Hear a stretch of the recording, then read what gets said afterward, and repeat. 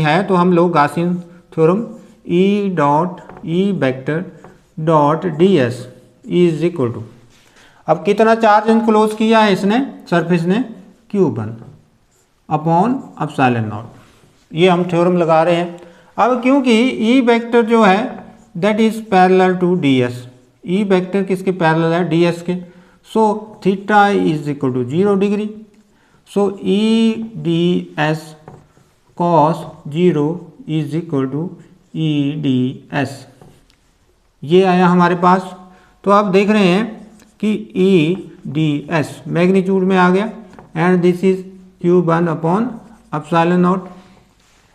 अब E, क्योंकि E तो कांस्टेंट है, ये तो हमने फाइंड आउट करना है, D S is equal to Q1 upon epsilon naught.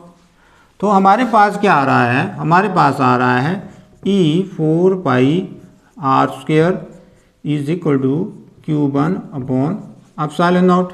So what is this, this is equal to 1 upon 4 pi, pi को एप्सिलॉन नॉट के साथ अटैच कर दिया और ये Q1 upon R square. So this is question number 1। तो ये हमने फील्ड निकाल ली कहाँ, पॉइंट P के ऊपर। अब पॉइंट P के ऊपर तो हमने इलेक्ट्रिक फील्ड निकाल रही है, किसके कारण, Q1 के कारण, Q1 के कारण हमने पॉइंट P के ऊपर इलेक्ट्रिक फील्ड निकाली इस पॉइंट के ऊपर। अब यहाँ पर हम लोग क्या निकालेंगे, अब यहाँ पर हम लोग इस Q2 चार्ज ने कितनी फोर्स एक्सपीरियंस की है इस इलेक्ट्रिक फील्ड के द्वारा, क्योंकि Q2 चार्ज, अब ये इलेक्ट्रिक फील्ड इसकी यहाँ है, तो Q2 चार्ज जो है एक प्रकार का टेस्ट चार्ज का काम करेगा। अब ये महसूस कितनी फोर्स एक्सपीरियंस करेगा, तो हमने इलेक्ट्रिक फील्ड की डेफिनेशन पढ़ी है फोर्स अपॉन चार्ज। अब टेस्ट चार्ज जो हमने इलेक्ट्रिक फील्ड का यूनिट स्टार्ट किया था, जहाँ पर हमारी डेफिनेशन है इलेक्ट्रिक फील्ड की कि E is equal to Q upon F upon Q not.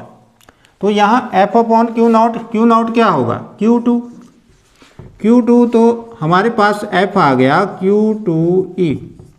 So this is question number 2, very simple, use 1 into 1 को 2 में यूज करेंगे तो हमारे पास क्या आया, 1 upon 4 pi epsilon naught Q1 और Q2 ये है upon R square. So what is this, this is the Coulomb law from Gauss theorem. तो ये क्या है, ये कूलम लॉ है, कहाँ से, गॉस थ्योरम से। तो इस ढंग से हमने कूलम लॉ करना है, कहाँ से, गॉस थ्योरम से।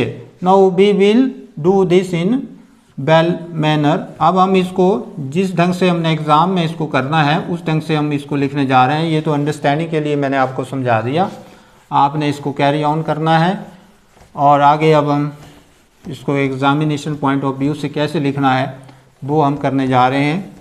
तो इसके लिए कंसीडर 2 पॉइंट चार्जेस, कौन से, Q1 and Q2 separated by distance R such that Q1 is at O and Q2 is at P। P point के ऊपर है, दोनों ही कितनी डिस्टेंस से, R डिस्टेंस से सेपरेट किए हुए हैं और P पॉइंट के ऊपर है, एक P पॉइंट के ऊपर है, ये Q1 O के ऊपर है और Q2 P के ऊपर है। Now draw the Gaussian surface, now draw the Gaussian surface of radius R which encloses, जो इनक्लोज कर रहा है किसको, charge Q1। So electric field E due to Q1 at point P is given by,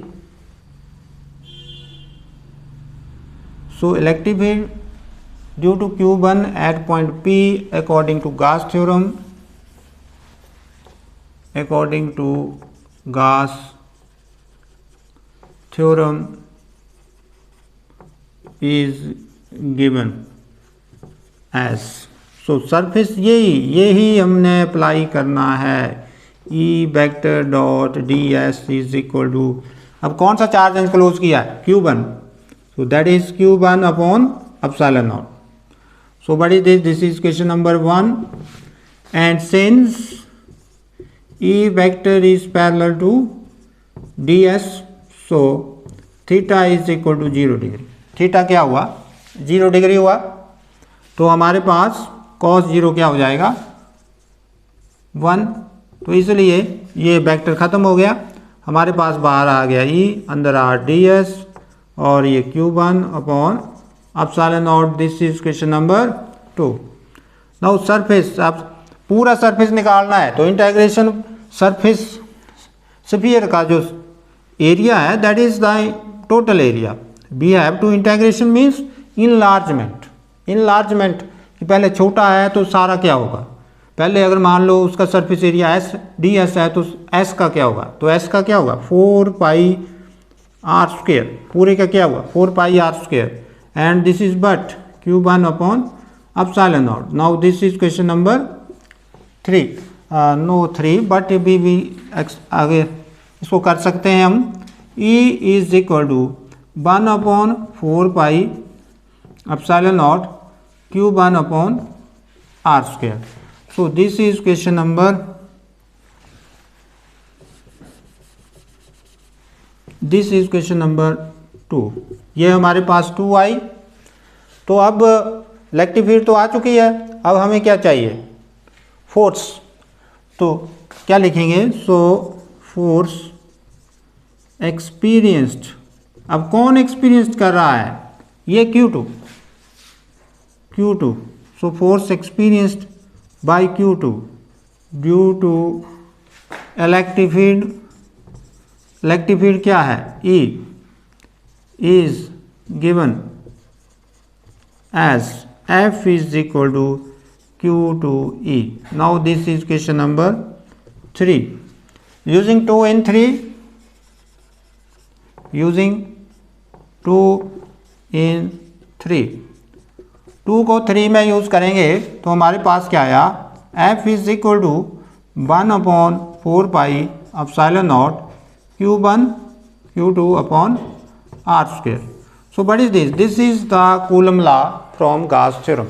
So you have to do is, and this is all about the today about Coulomb law.